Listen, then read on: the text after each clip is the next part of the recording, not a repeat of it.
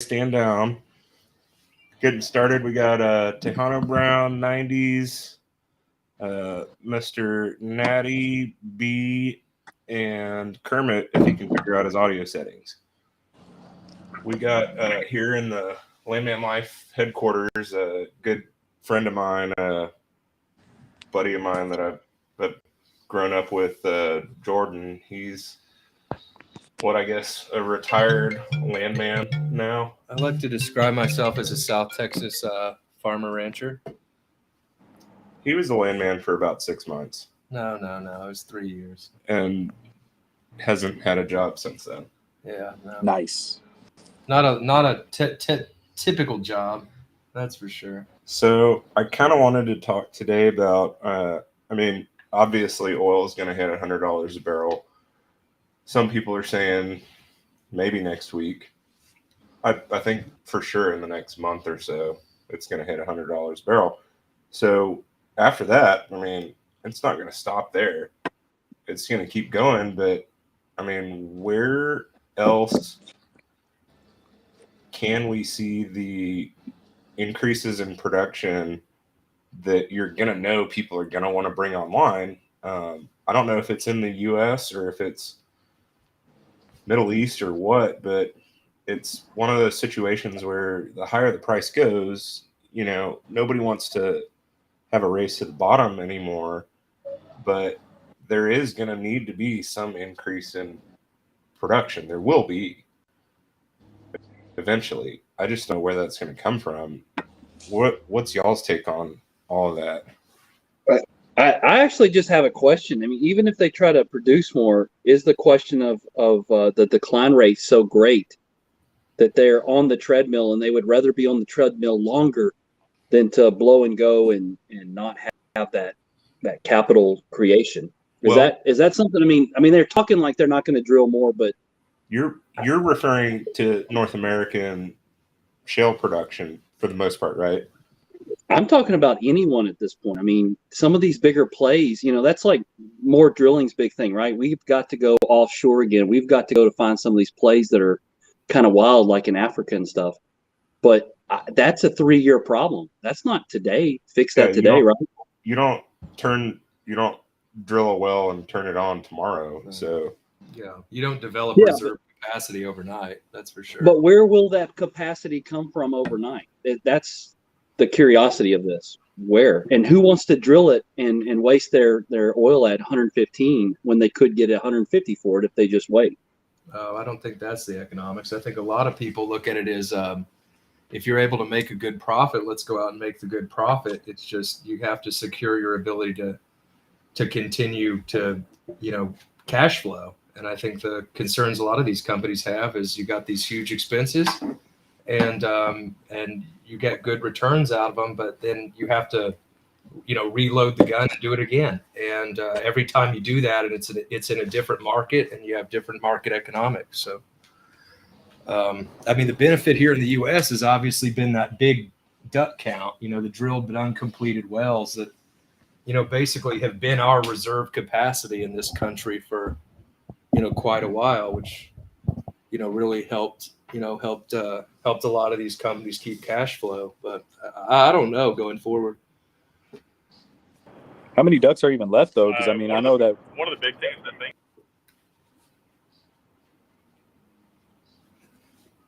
No, go ahead, Kermit. I think that was Natty. Oh, it was Natty. Yeah, My bad. one of I the thought that was big Kermit. things that it's just also just in terms of capital, things are more expensive to drill now. And in terms of investment, private equity model is pretty washed up. But then also, just where's the money to come from? Like oilfield services, like we were kind of going out about on Twitter yesterday or today, you can't really do any rate increases or else the operator then just fires you. And so the OFS space needs to be able to grow, but they can barely afford to just live in a lot of aspects. So that's just and things are just gonna get more and more expensive. And I don't know where the capital is going to come for the development to increase production.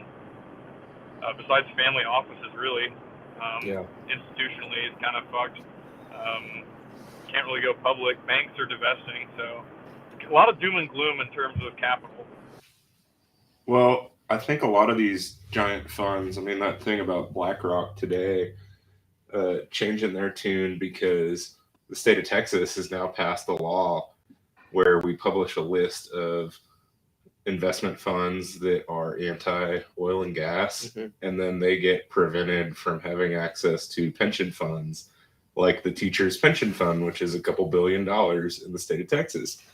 It's a great response, actually. And so I think there will have to be a change in the narrative, because this end fossil fuels now shit is not going to be economically sustainable for these funds to continue to miss out and be prevented from accessing that marketplace as we go to the fucking moon with oil prices. Yeah. But you know, that's half the fun, is the opposite effect of what we just saw. They all got out of it. They were all pushed out of it. It's the smallest part of the composites now, right? I mean, I was so opposite in the last couple of days of what the market was. And to me, as they pile back in, because we're going to have that opposite reaction, I almost want to get back out, because I know that they're going to pile in it at the wrong time as it goes up and the momentum is there. So will it become that boom bust cycle again that we haven't seen in a while, or at least since the early 2000s? WTX, what do you think about all this? I noticed you're not wearing a hat right now. Kind of wish you were. Oh, did we lose you?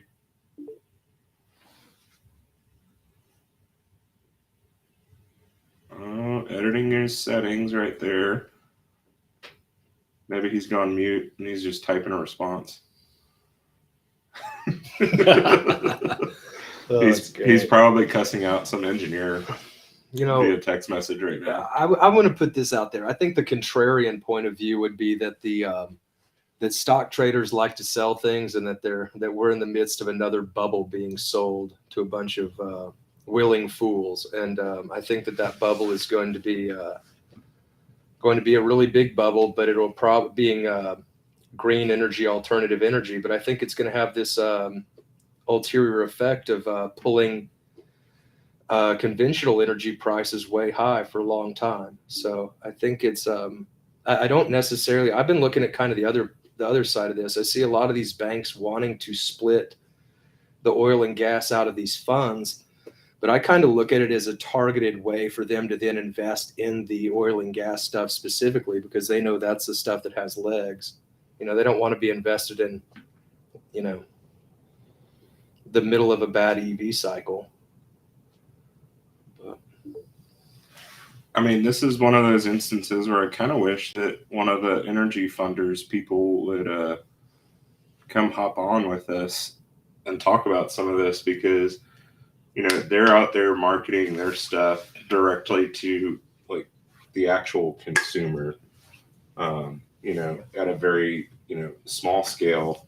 But I know they would like to be involved in the larger aspects with banks and funds and all of that. But does like the retail marketplace actually have any buying power to start funding these oil and gas projects, at least in North America?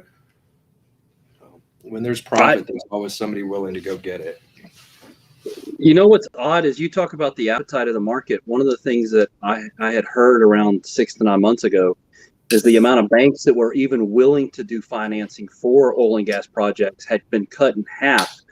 And y'all may know more than me, but a lot of the banks that people were sending opportunities to before we saw this run up in the price, they were just telling them, no, or, you get one call back out of 3 banks that may even be interested, where you would at least get some, some competition in that rate, or some funding. That's just not there right now. So my biggest question, like you said, is I'd like to see some PE bro tell me, hey, we've got funding and we just can't find the projects because they're all out of the price range of what's, an average acceptable limit as far as a return. That's the other question. What are these banks wanting as a return at this point? And are they using the lower price of $35, $40 a barrel and saying if you can't beat this hurdle rate, then we're not doing it? And that's also a problem with rising costs and concerns. Yeah, now we had a talk about this yesterday. It was actually a company-wide chat or something like that, and that was one of the things they said that, like, even the banks that are still willing to to go after these oil and gas projects they're limited on how much they can allocate to certain projects, because one, they're still like it still fits their energy sector pool of money, and they're still investing in solar and wind and battery storage. Like, they're still putting money to work. They're just not discriminating one over the other, except for the how good of a project it is for them. And then the cost of some of these projects or some of these fields that are up for sale are enormous right now. The prices are the cost cost of capital to get into a project right now is to buy a prospect right now is higher than the oil price can even. Yeah, they're not sustainable. Yeah, it's crazy. You probably can't drill a lot of this stuff at these prices. You certainly can't go lease this stuff and drill it at the current rates. So it certainly gives a big advantage to the established shale guys that have large leaseholds. Yeah, but again, everybody keeps talking about how all of the tier 1 acreage, everybody's already drilled up all their inventory. And so, I thought it was hilarious. Somebody yesterday said that, I think it was Pioneer, Sheffield said that they're committed to divesting their tier 3 assets. Mm-hmm.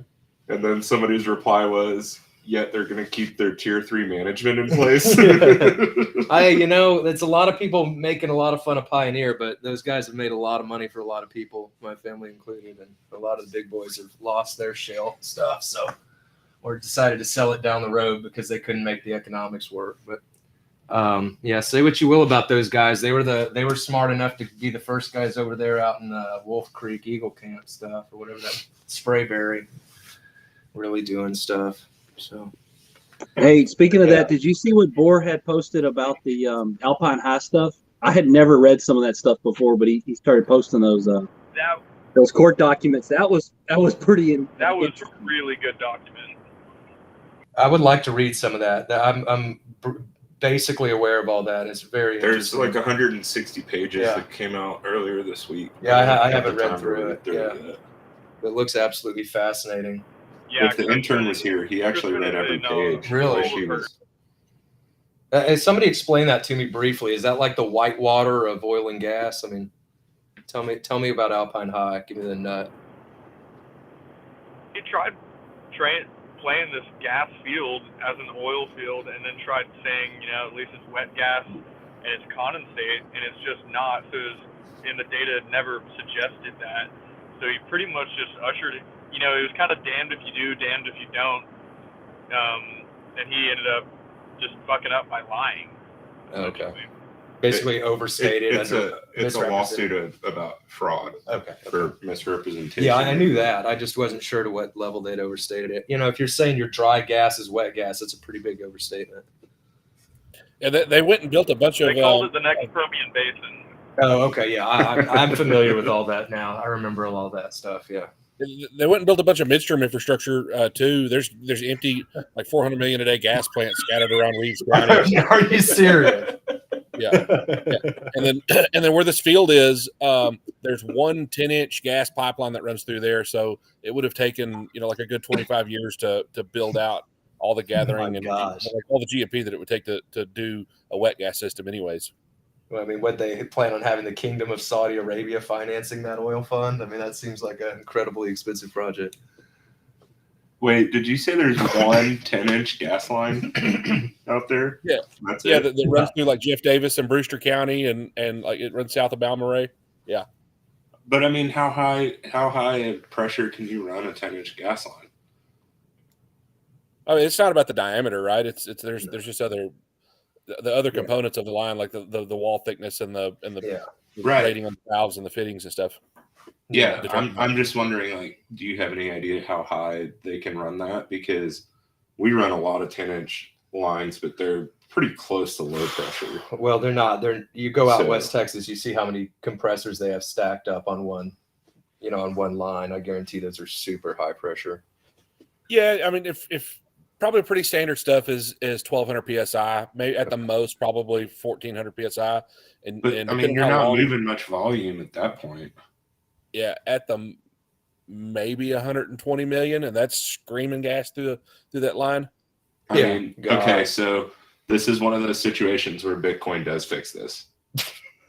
Right? Yeah, no, hey, I agree. There's some. Yeah, it's a smart deal. Smart deal. Pioneer. There's another company called Pioneer from a guy from Colorado, a professor in Colorado, who started that MAPS gas thing, gas recapture, and real smart dude. They've been making a bunch of money capturing carbon, natural gas at remote sites and turn it into Bitcoin. Whole nother conversation there, Are the T-Town guys ever gonna join in the conversation, or are they just throwing that avatar out there for our viewing pleasure? Personal amusement. No, nothing. WTX, what are you watching right now? I'm approving invoices on open invoice right now. No, you're not. You're watching that video of Stogner on the pump jack on repeat. I can see it reflecting off your eyeballs. Hey, you see you're gonna the laugh, video? but I've actually got MSNBC on because the president was on. Oh yeah, you got to tune in. Oil gas prices might double. You Yeah. gotta watch every time he appears on TV just to see if he's gonna die. Dude, On say live what you will. television. Look, say what you will. Biden has done way more for me than Trump ever did from a financial perspective. So, You're one of those fucks. hey, I'm not, would never vote for the guy. I'm calling an ace an ace. So I really like that not negative oil price. So, I mean, there's been a lot of people in oil and gas that have said they're voting for Biden just because, Jesus Christ, everything that the Democrats are doing right now is raising the price of oil. they found somebody stupider than Biden. I'd definitely vote for them. Sure. Look, that's me and Bohr's position. We've never made so much money, and it's because of Biden. So how can you not vote for him? I mean, Yeah, that's my perspective. I'm like, do you understand what oil is going to be $200 this year? hey,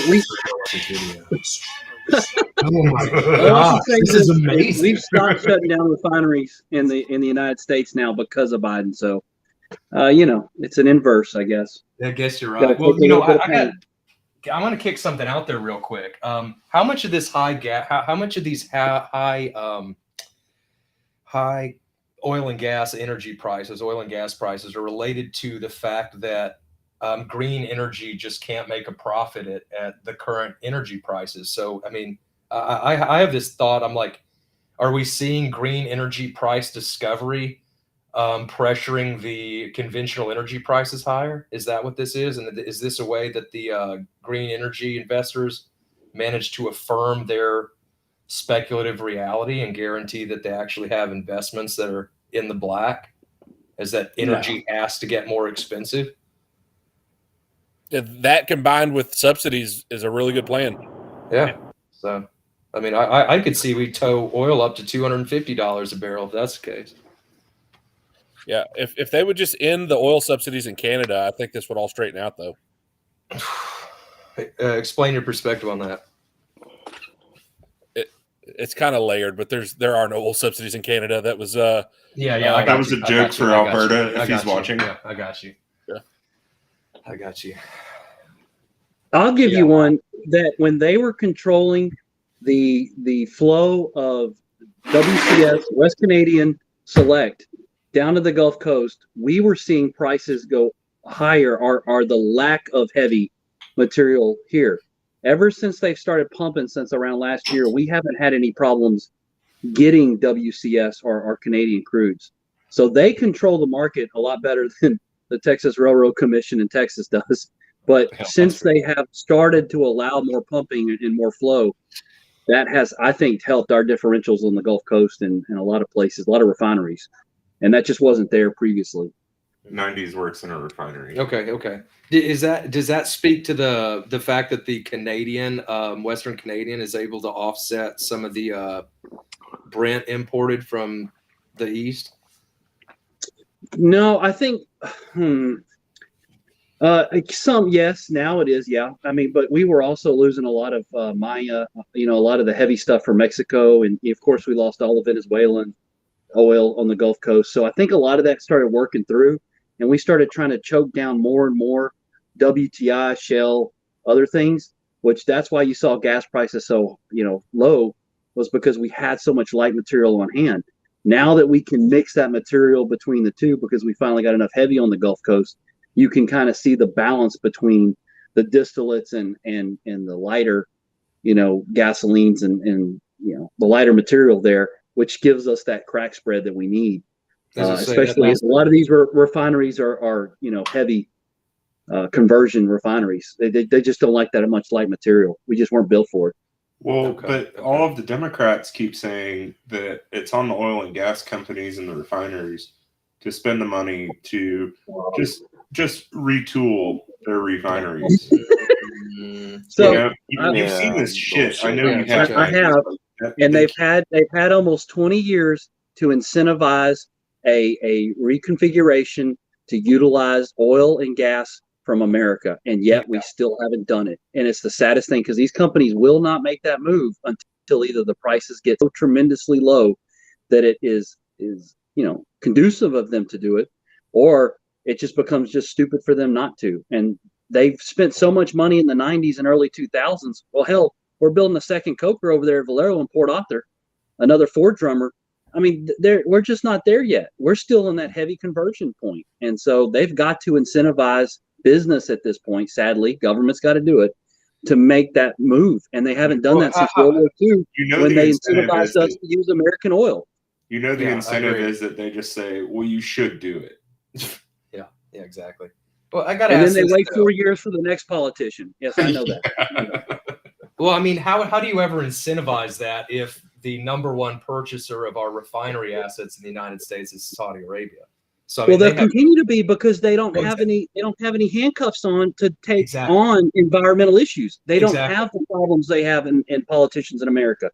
And no matter if they spit and scream, Pemex, Motiva, all these foreign companies will continue to do the business and buy these refineries, because they're not withheld. They're not being held back. I'll tell you something that fixes this problem is stop exporting oil out of America. They were almost there to start doing a lot of these splitters, Kinder Morgan. No. But we were almost close to the point where that price breakover was happening, and we were seeing projects put on the docket to start using all that oil from America, because it was building up. But then once they allowed for the export again, all those projects got washed. And I mean, you can see it in the natural gas, liquefied natural gas. A lot of those projects have kind of fallen off as the prices were derailed, because that export happened. Some of that stuff wasn't being captured and stored. So this is exciting times. But yeah, that's the only way you do it, by force at that point. But sadly, that's a bad incentivizing program. I will admit. Would an equal way of correcting that be to limit or ban foreign investment in American domestic refiners? Because I've always been a supporter of that. I don't know why we allow the Venezuelans to come up here with Citgo and make money selling gas to American people. I don't know why. I wouldn't be surprised if Biden's answer to the high energy prices is to put Russian gas stations on every corner. So that's the part, like China. I think I was expecting China to buy a refinery, or India. They have some Reliance refineries in the world, and there's some real big players out there that have real, they have oil and they have some technology. And I was really expecting PetroChina and Reliance to come into America in this last little moment last 10 years or so, and they just haven't done it. I agree. And that's really I think- strange to me. Well, I think they continue to see our bullshit regulation, changing of administrations, changing priorities and everything, and they keep just laughing about it because who the fuck would invest long term in something that changes every 4 years? Yeah, I mean, Reliance is a family company at the end of the day. Well, I mean, that's why. Well, I mean, that's why Valero is so interesting to me and so powerful. I think at this point. I mean, if you ever listen to their fourth quarter calls, as they're sitting in their creaky wooden chairs. I mean, these guys are running real money and they're making real commitments to make RINs as well. And so they've got the mix down pretty much. I think they're the best almost in the market for that mix. And so, I mean, American people can make this happen. It's just sadly some of the bigger companies are we may have to go through the 80s corporate raiders moment where they start breaking up the Exxon Mobils and the Chevron Texaco again, and to get these guys motivated again, right? The problem is the corporatists run the world and control politics. So good luck. American people don't have a say. Well, when a Carl Icahn or a someone of that nature comes in, I mean, it gets messy. What about a sad Bill Ackman? That's a possibility. SBA, yeah.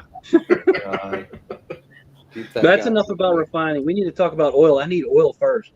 You can't refine anything that we can't get out of the ground. Hey, 90s, you mentioned the Reliance Industries, and then was it Cinepec, and I forget what the Kim China. Eni is the other one from Italy. I mean, there's some. They've got cash. Did you know that Reliance is partners with Pioneer, the Southern Wolfcamp stuff, like the Reagan County, Irion County, Tom Green County, what else is down there? Upton County stuff, and then one of the Chinese oil companies is partners with Pioneer in the Midland Basin Wolfcamp stuff. I never knew that. I thought a lot of these companies had divested themselves, and I thought I was watching that. Up in Canada, a lot of the companies had a lot of the tar sands and a lot of the oil drilling up there, and they pretty much liquidated their assets over the last 4 or 5 years. But I thought that those companies had done the same here with the drilling operations. Maybe so. Maybe I need to Google that. I'm just asking. I don't know it.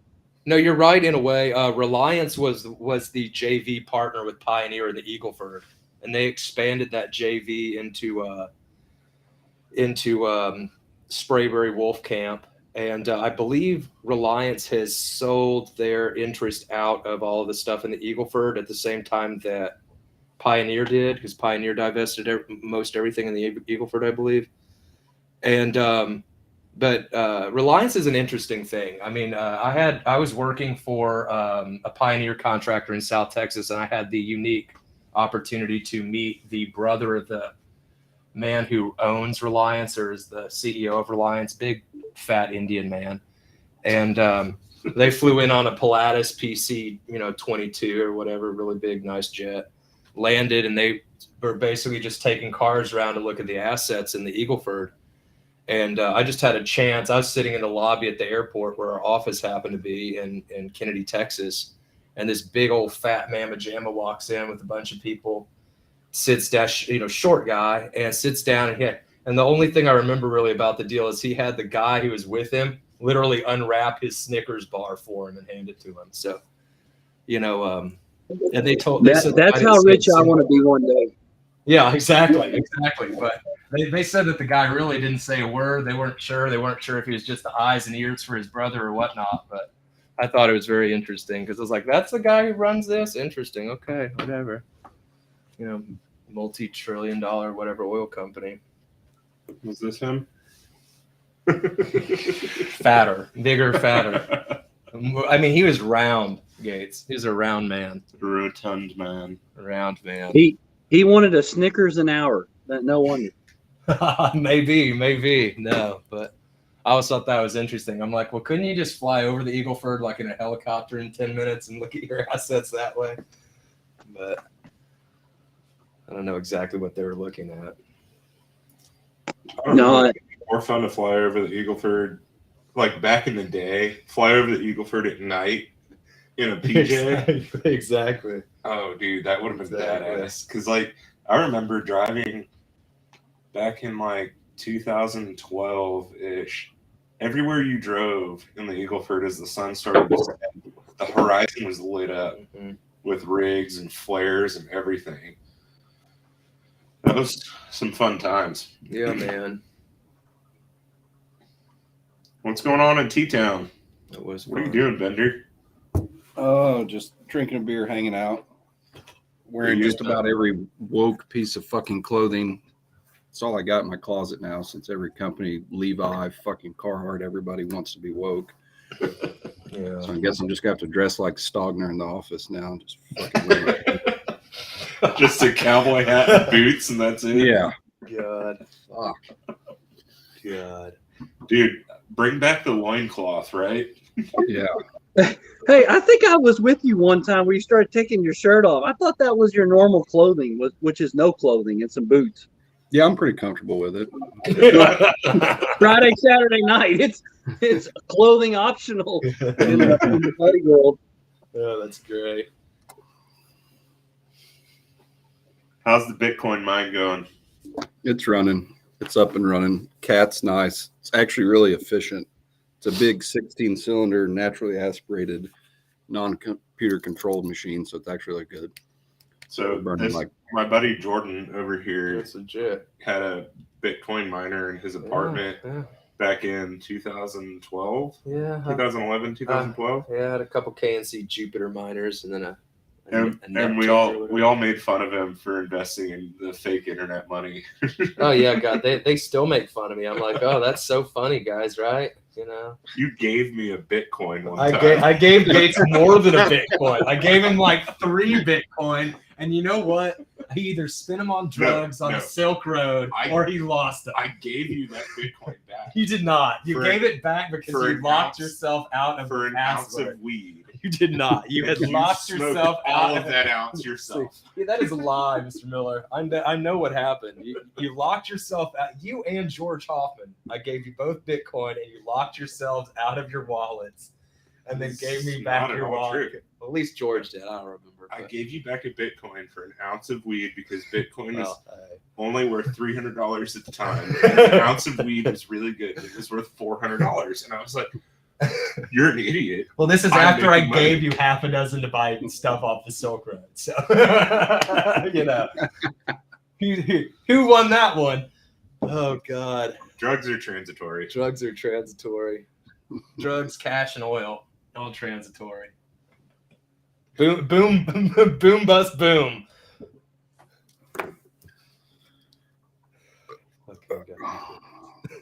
So tell me about what's this Bitcoin mining you're doing out there? You got a cat generator sitting in a shipping container with 900 million Bitcoin mines going? It's close. Yeah, it's like a steel structure that was there for compressor housing. We just converted it to a Bitcoin mine. Cool. You got free gas, or you pay little for it, or how's that work? So we own the wells and the midstream. Oh, cool. And basically we pay for the gas, but it kind of goes back in our pocket. So yeah, you could say it's free. Yeah, exactly. No, you pay a nominal rate to yourself, so I get it. Right. Well, that's cool. That's really cool. What's your capacity? What's your hash capacity? Is that how you measure this stuff? Everything running, all good. We should be at 9 petahashes. Oh, wow. Okay. So it's not huge or anything. It's kind of a proof of concept. What mining pool are y'all using? Slush. Yeah, What's your Slush login? has pretty low fees, and then they let you run up in the luck. So. You got those login credentials handy, or a QR code I could take a picture of? Send over your IP address. Yes. Yeah, exactly.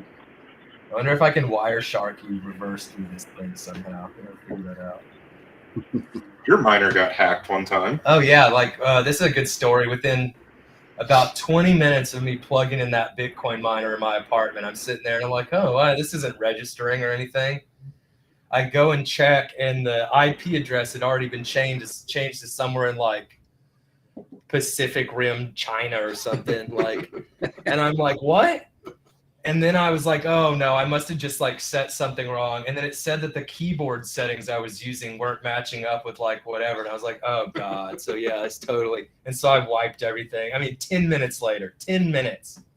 and the password was not password. And so I'm like, great guys. So It was password 123. yeah, I remember I had some like little weak firewall or something to keep the Chinese out of it. But I actually remember you know, one of the funniest things in hindsight, it's funny because, you know, whatever. But yeah, I put a bunch of Bitcoin on this one like Indian exchange site. I'm like, oh, this is cool. Like they have good rates. And then like 24 hours, the site was down. I was like, well, that's cool. Sounds about right. It's like I wish I'd gotten into that game. Fake Bitcoin exchanges. So, hey, vendor, what are y'all doing with any Bitcoin that you receive from the pooled mining? We sell it every Friday. So Friday is payday. Friday's payday. Yep. Cool. We sell it. The investors Can you say how much y'all made this week? In Bitcoin. We're doing probably close to $1,800 a day. Oh, cool. What's that? Like 1,000th of a Bitcoin? Yeah, it's like 0.0203 a day, something like that. God, that's crazy, dude. You're stretching out so far on this. I've had two beers, man. Come on. Come on. You got to have a better ottoman than this. You gotta serve a guy beer in your office. I do, right there. Okay, I'll bring that over. Hey, Kitty, where? Hey, Kitty's got a question. Ask it. Can anyone even hear me? Yes. Obviously, you can't hear us. Hello. I'm echoing to myself, though. Ask your question, motherfucker. I'm in the We don't hear the echo. Okay, well, I can hear it, and it's driving me crazy. What's your I was question? just on the Bitcoin thing on a point-forward basis. What does that look like given the increase in competition and competing for hash and changing in miners and so on and so forth? Like, at what point do we just say, if we're interested in Bitcoin, just buy the fucking Bitcoin? Oh, like 2012. Sorry. Yeah, so like the reason that you would be investing in mining Bitcoin is if you are able to produce it at a lower cost. Yeah, it's an arbitrage opportunity. Like if you have spare gas that you're wasting right now. And so like I think the big move for a lot of these operations is to set up your Bitcoin mining operation where you have the ability, you know, at a compressor station, something like that, to sell power back into the grid or to mine Bitcoin and to be able to switch between those two dynamically depending on the economics, because I think most of the time selling power back into the grid is going to be generating a greater return than mining Bitcoin. It depends on that. If you have difficulty, and it depends on if you have a grid there. So I know the most successful stuff is like guys that. I mean, I'd love to get Roger back on here because you know that's literally what Roger does. I know, it's amazing. Send him a message right now. Let me see if he'll jump on. Kitty, where the fuck are you driving to? Are you going to the strip club? Oh, Clearly, yeah. He just realized we could see him, so he had to hang up real quick. Close the connection. I don't blame him. Well, he's a hottie. I mean, I don't like him, you know, showing his face either. I mean, he might steal my rides on the third coast, just like WTX. Oh God. Hey, Alex, what are you up to, man? You want to join in? You got to adjust your audio settings if you want to hop on with this. WTX, are you still processing invoices over there?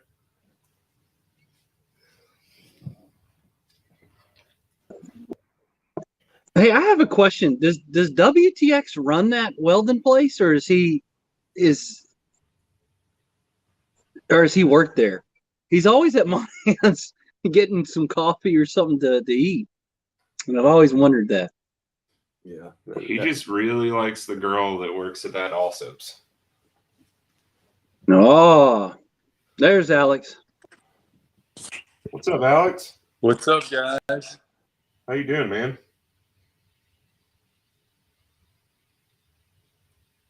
Can you hear us? We lost you again.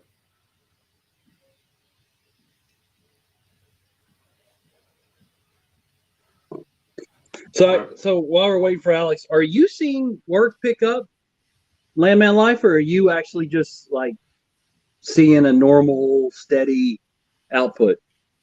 What are you seeing? Dude, I quit my job in November and they still won't let me fucking go. So. Oh, so you're just hanging out playing PlayStation 5. Okay, I got you. I mean, no, they won't let me fucking go because I told them I would finish the projects I was working on. And there's nobody.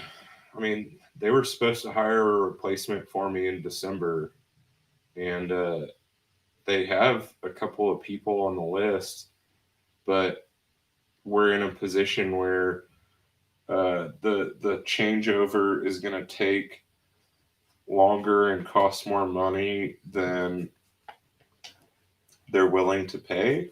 So I have other job offers and opportunities that I would like to be able to take advantage of.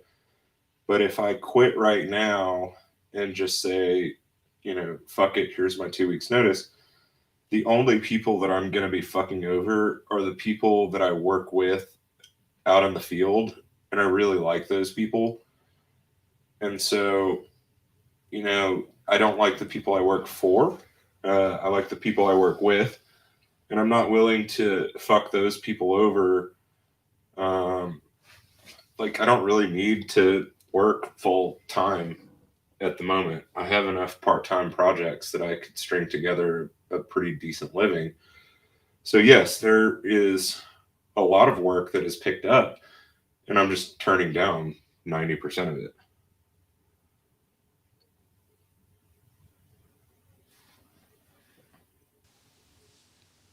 Hey, guys. Can you hear me?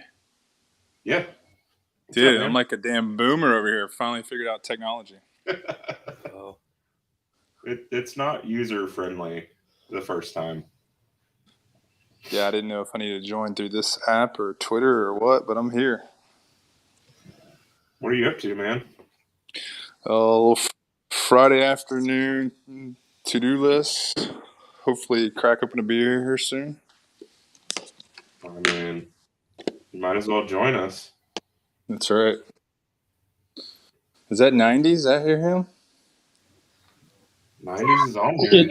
It is me, and I apologize if we had a bad run-in during the party. But it's okay. They fixed the door. They got me home. I'm alive. No, man. You were just trying to crush some really expensive bourbon with Coke the whole night. I enjoyed it. I know I probably disappointed a lot of people. Oh my god. Alex, it was fun to get to hang out with you for a couple of minutes. I wish we had gotten to chat a little bit more, but what do you actually, if you care to share, what do you actually work on again? I mean, I'm oilfield service, man. So downhole tools, a little bit of everything.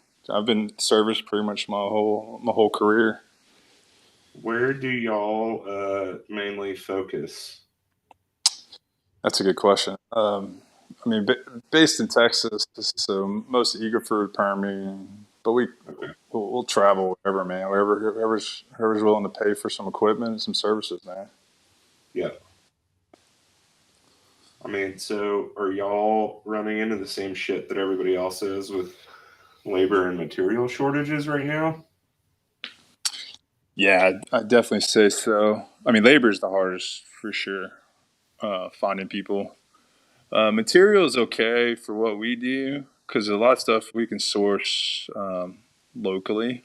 But if we were talking like huge quantities and massive scale of kind of inventory, then we'd have to go to China and other places like that, and then that would be a big problem right now. Yeah. I mean, I know that the shipping right now for anything coming over on a slow boat is completely fucked. Yeah. For sure. Yeah, and the cost of containers is insane too. So, okay, another question. Y'all do downhole tools and everything. Like, there's been, the ongoing completions and stuff like that, knocking down all the ducks and everything over the last year and a half, but there hasn't been a whole lot of new drilling. I mean, has business just kind of stayed steady for you guys, or is it picking up, or what are you seeing on that front? Yeah, I mean, completion side, it's picked up. Frac spread are going up a little bit. I think the drilling guys are seeing more for sure. Um, at least the customers I deal with now, the lag time between when they drill it and when they complete it has shrunk. I mean, we're talking about people within days, they're waiting to come off. So I think Yeah. that narrative around the ducks being kind of blown down is real. I don't follow all that data super close, but just kind of anecdotally, only the people I deal with, I think that's true, pretty true. So I know that our operation down in the South Texas Eagleford, we used to have probably around, I'd say on average, about a 4-month delay between drilling and completions. And yeah, that time frame has definitely drastically decreased. We're moving in a frac crew sometimes in a couple of weeks after drilling finishes, and my understanding is that is an issue with availability of frac crews. Mm-hmm.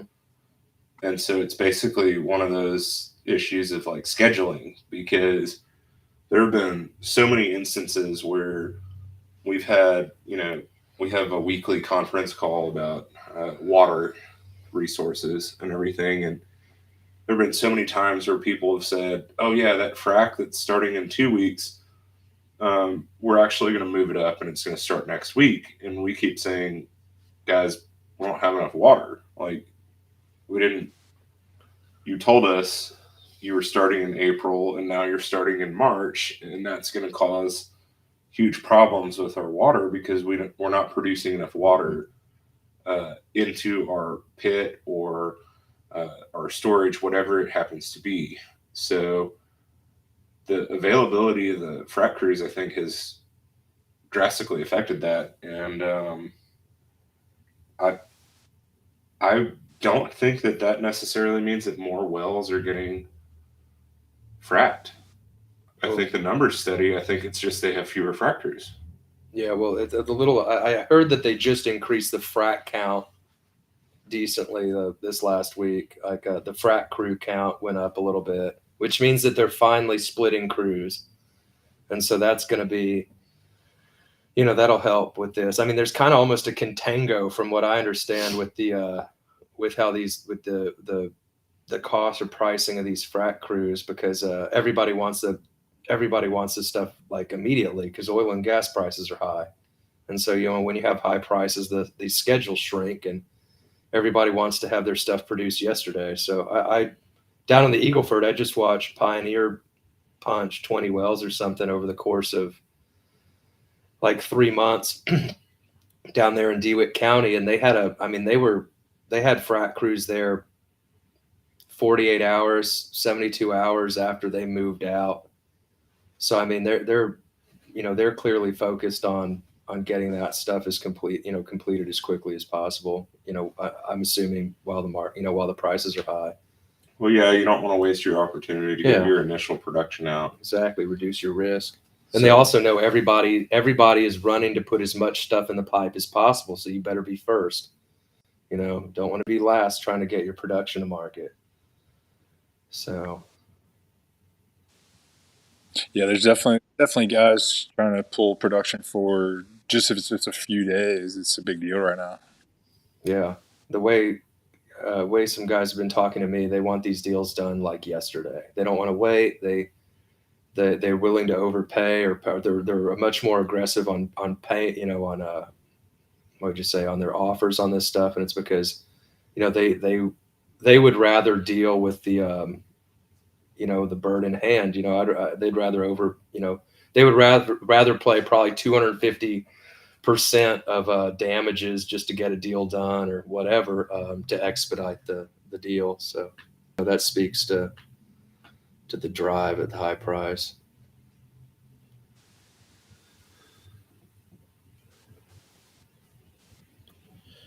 As I stepped away for a second, but WTX wife let me know y'all were trying to holler at me.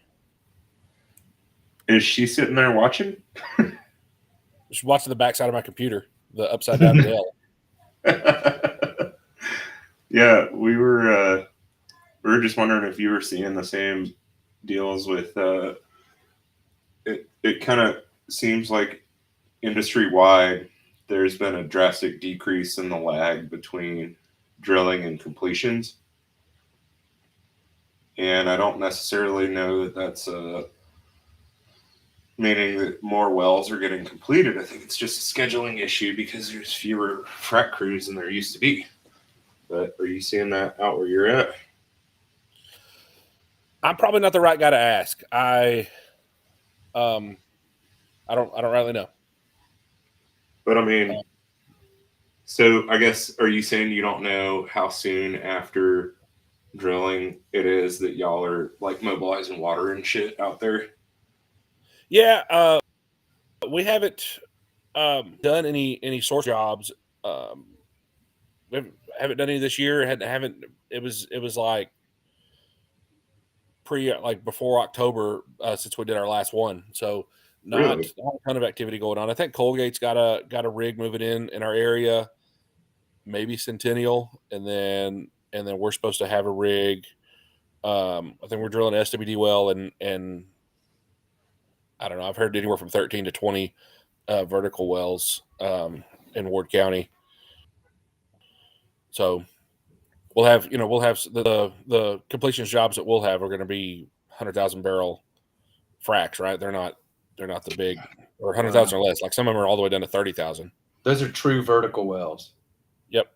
That's just crazy. Dude. We're doing about, I think we're averaging now about 700,000 per well. Yeah. But pretty big well. That's down. We were, above 800,000 for a little bit. And I don't know, it's really interesting how they continue to refine that process. Changes in well spacing have obviously affected that. Our well spacing has been increasing steadily over the last 3.5, 4 years. So it's interesting to see how those fracs in different areas start changing everything. But the issue we're now running into is that because we have the weeks between drilling and completions, we're having more issues with drilling because we have overpressured the ground. Oh, really? Wow. And we're getting to the point now that the drilling crews are running into more problems because we just finished a frac, 2 days before they start drilling. What a headache. What a headache. I mean, I know that's the thing now. I'm watching them down in the Eagleford going frac wells adjacent. I'm watching them go and rework and refrac wells adjacent to new projects before they drill those wells, because they don't want to come back and frac that older well after they've drilled the new project, under the fear that they fracture the formation between the two. I mean, frac hits is a serious issue. And yeah, Conoco ruined a bunch of wells down by our place that there's still an ongoing lawsuit about, because they literally drilled into Pioneer's laterals on 2 of their laterals. And I'm like, I don't know how you do that, but some landowner's going to have a big problem. So we were taking some water from Concho in Reeves County, and they were drilling some pretty monster wells on some river tracks that were 1/2 mile wide, 2 miles long. Oh, wow. And before they went, and between drill and frac, they went and they called it offset frac. and all of their existing, like their legacy wells that were around that, they shut them in, fracked them with a small frac, like refract them, I guess is what it would be, and then with a smaller frac, and then went in and fracked their newly drilled wells, and that whole field came alive for like 2 years, 3 years. Yeah, I just watched Pioneer do the exact same thing down there, so clearly there's something to it. We've been doing that, like frac mitigation, for a while, but it's very interesting because some of our older wells, sometimes they'll do like a continuous flood on those wells, where they're not doing like a isolated job. They're just continuing to pump. They're just pressurizing. They're just pressurizing the well. Yeah. Well, they're not pressurizing and stopping. They're continuously pressurizing to keep that pressure steady. Yeah, that's what I'm saying. Yeah, they're running them up to a pressure and holding it. Yeah. It's really interesting because like the estimates for the water that we use on those jobs, they'll say like, hey, we need anywhere from like 5,000 to 40,000 barrels for this job. And I'm like, really, guys? Like, you have no fucking idea. So obviously you go buy 5,000 barrels, right? Oh, no. I buy 50,000 barrels because these motherfuckers, they're going to get their 5,000 and they're going to go, oh, well, actually, we need 55,000. I'm aware. I'm aware. God, it's funny. God. What are prices? That's a you guys... common, Sorry, go ahead. No, I was just saying what Gates is talking about. That's kind of common. You're seeing that a lot. Buford especially. People pumping in these old wells, trying to protect them. These new infill wells. I became the point of contact with one of the operators that we are neighbors with on a lot of our prospects down south. And I think it was an issue that we were cycling through. I mean, production engineer is basically like a completely made up term in the oil field. Y'all agree with that, right? I mean, it's a real engineer, but it's a no, made up no, role. it's not an engineer. That's the joke. In some cases it is, but it's a made up role. It's some guy that got promoted to that position. You're saying, there you go. And so now he's an engineer. Exactly. But he's not actually a fucking engineer. He's just some dude that started off working on the production side. True. So production engineers come and go, and we ran through a whole bunch in a short time span. And so I started getting calls from this operator, and they'd go, hey, man, we're about to start a frac, and we were just making sure that you guys were notified. Okay, well, I'll pass that message along. When are you starting the frac? 2 days ago. and I said that in our Houston office, and everybody in our Houston office, they get pissed off, and they're like, oh, well, we're not going to notify them the next time we're going to be, fracking our wells. And I'm like, you do understand that's just not going to ever work out for anybody, right? Like, perpetuating a cycle here that is petty and bullshit. And destructive to millions of dollars of assets that you've drilled. And so I call one of these guys at this other operator one time, and he's like, hey, man, for the past month, I've been hauling your water out of one of our wells. I'm like, yeah, sorry about that, man. Oh, my God. I'm like, it's not a two-way street necessarily. Because our company doesn't let me know we're going to be doing shit, It's hilarious. That's hilarious.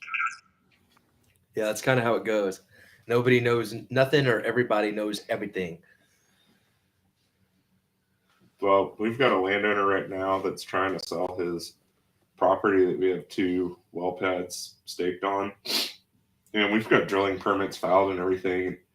The guy chased the surveyors off the other day, ripped up all the stakes, took all the flagging down and everything, because he said, I'm trying to sell this ranch. He's convinced he's going to sell it without that oil and gas activity. And it's also like, okay, well, if you try to conceal that from the buyer, disclosure, That's a criminal offense in the state of Texas. No, more unfortunately, a judge will give you a judge will get to determine what the financial value or cost of the Which decision is was. probably in excess of the value of this ranch. Well, which you don't. Or maybe if we give you a restraining order on your own property. Exactly. And heck, he might get real friendly with the people you're doing a deal with, or already be friends with them. So Right, and that's what most landowners have figured it out. But like if somebody's on your property screwing up, unless they're like threatening life or that life and health is at risk, let them screw up, man. Document it, and that stuff's going to come out way better if you when the damages are paid than if you were to stop them. Yeah, go get your money. So yeah, I mean that guy is also the same guy that's told me to my face, "You're on my property, so I could go ahead and just kill you right now." And I said, "No, that's murder." So I don't know that he's operating with a full deck. You know what I mean? Clearly not. I don't know, man. People don't understand the whole mineral estate severance thing, even if they're part of it. A lot of people just conveniently want to manipulate everything to their benefit. So, I mean, you've been dealing with surface issues on your family's place that you called me about the other week. Yeah, I'm constantly dealing with surface issues. One of those things where it's a lot easier to work with them than against them. Yeah, but it's like you always work with them up until the point that they insist that you're on the same team. Then you got to remind them, well, we're not. That's when you hire somebody like me. Oh no! You just add zeros to whatever they shopped you, and you shop it right back. So, I mean, that's basically what I told you to do. Yeah, pretty much. But it works well. I mean, I don't know. The unfortunate thing when you're dealing with an oil and gas company, as everybody here probably knows, is you kind of don't have that much ability to deal. Ultimately they've made. I would like your permission to do this. Exactly. I don't need it. Exactly. I'm going to ask for your blessing because I've already done it, and I don't want you to sue me.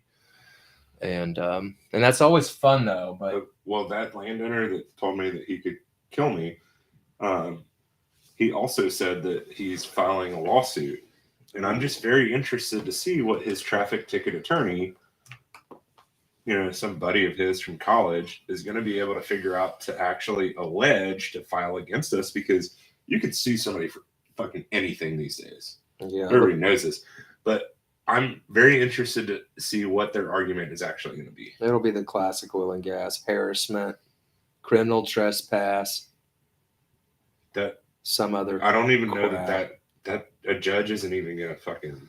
No, they will take that argument, and then they'll gavel down. No, I mean it's you'd be surprised what judges have to do all day. I mean, they basically their job is like herding cats, basically like satisfying the dealings of spoiled children. So that's how I ended up spending 24 hours in jail at one time. Yeah, exactly. For a speeding ticket. And then I remember, I think, didn't you get deferred adjudication by donating money to the judge's re-election campaign or something? Oh, that was in Schulenburg. Yeah. So I guess you've almost gone to jail twice for speeding ticket. Oh, that was Judge Dan Mueller, Precinct 7. So he let you off the hook because you had the same last name. So it comes down to, really.